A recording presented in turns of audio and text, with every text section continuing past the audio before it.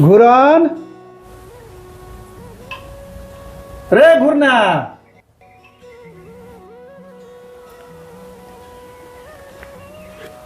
अरे कहाँ बड़े रे?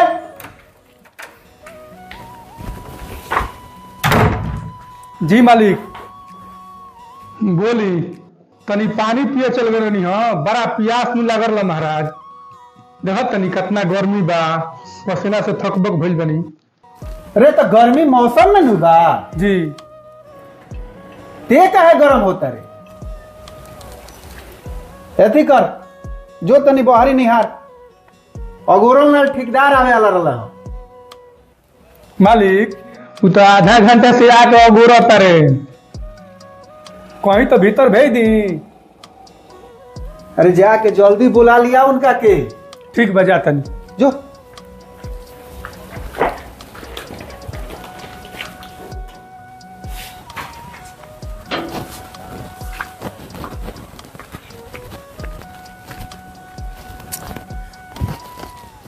ए ठेकेदार साहब, ठेकेदार साहब केना चल गनी जी?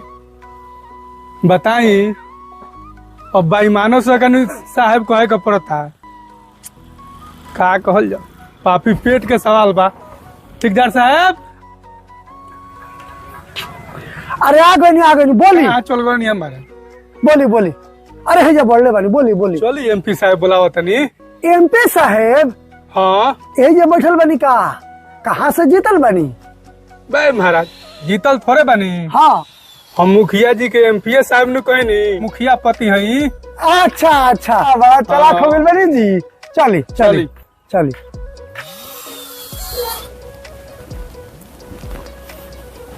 आई आई ठेकेदार साहब बैठी।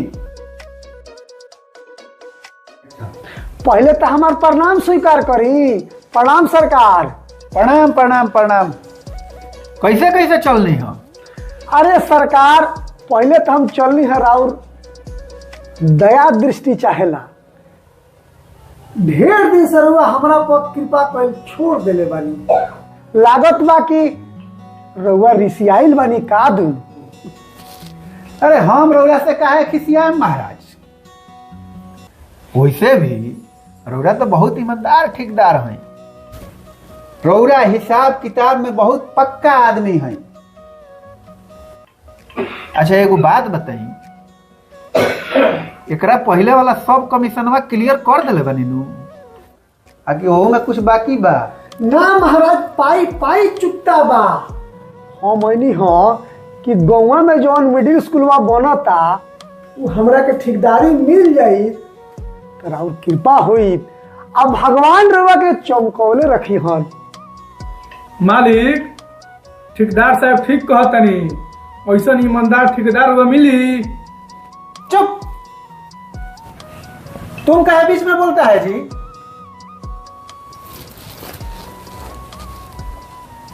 ऐसन बात ठेकेदार साहब कि ठेका तो रउरा मिल जाई, लेकिन 40% कमीशन लागी।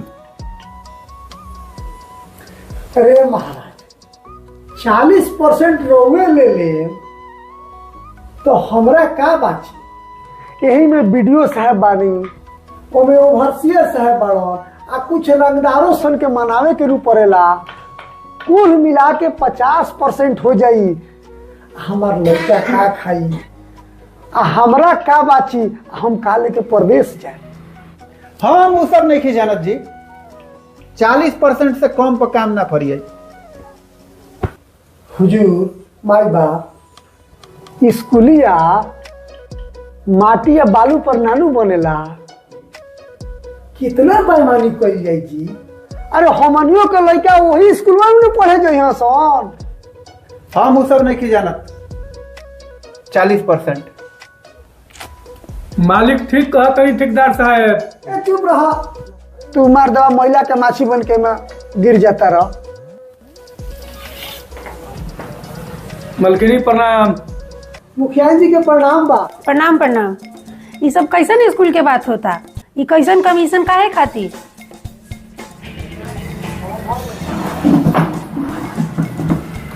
ठेकेदार साहब स्कूल एकदम एक नंबर के बने की चाहिए, ओमे कौनो कमी ना होके की चाहिए।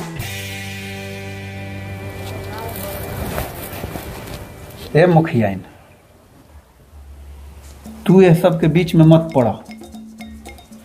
इतहार काम नहीं खे, ये हमरा आ ठेकेदार साहब के बीच के मामला बा। मुखियाइन हम बनी की रहुआ, लोग हमरा के जीतौले बा, लोग वोट हमरा के देले बा, तो हमरा के करे दी। काहे कि वही स्कूल के छत के नीचे हमार भी बेटा पढ़ता।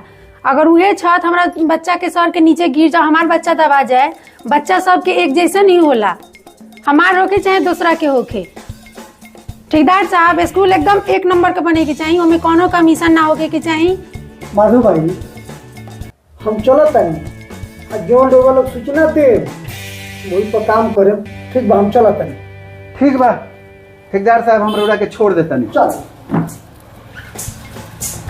तारा से तो हम रात में बतियावत तानी। ठीक बा, ठीक बा।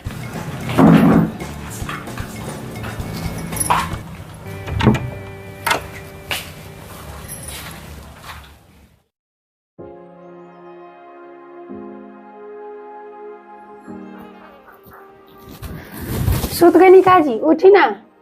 ए सुत गई नी, उठी ना।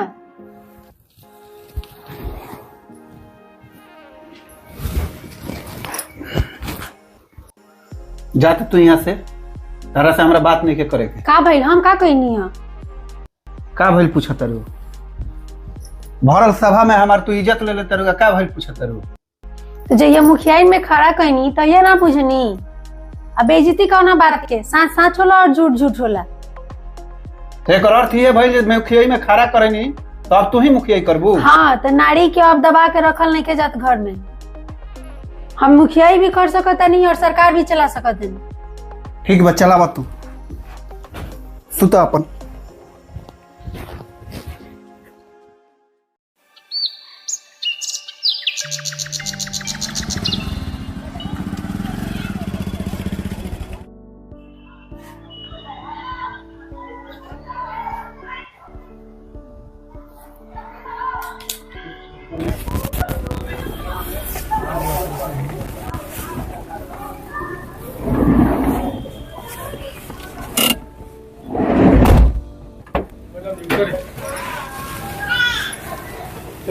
ऑफिस में चलो।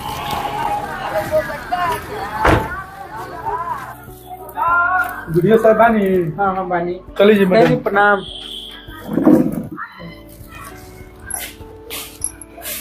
नमस्ते सर। नमस्ते नमस्ते, आइए मुखिया जी बैठिए।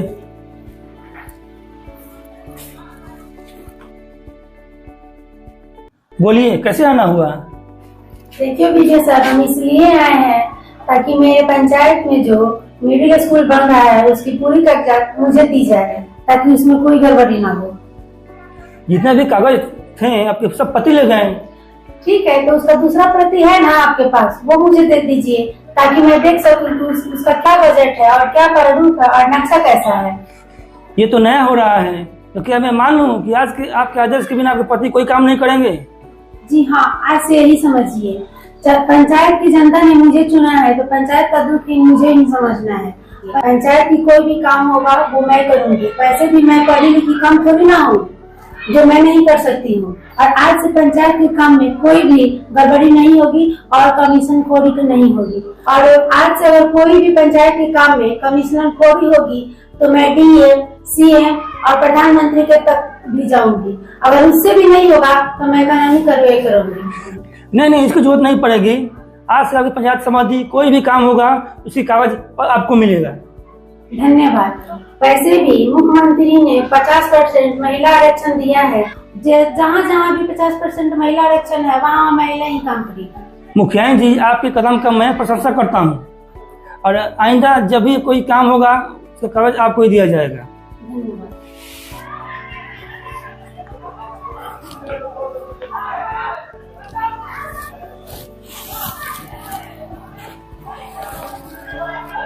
ये लीजिए फाइल।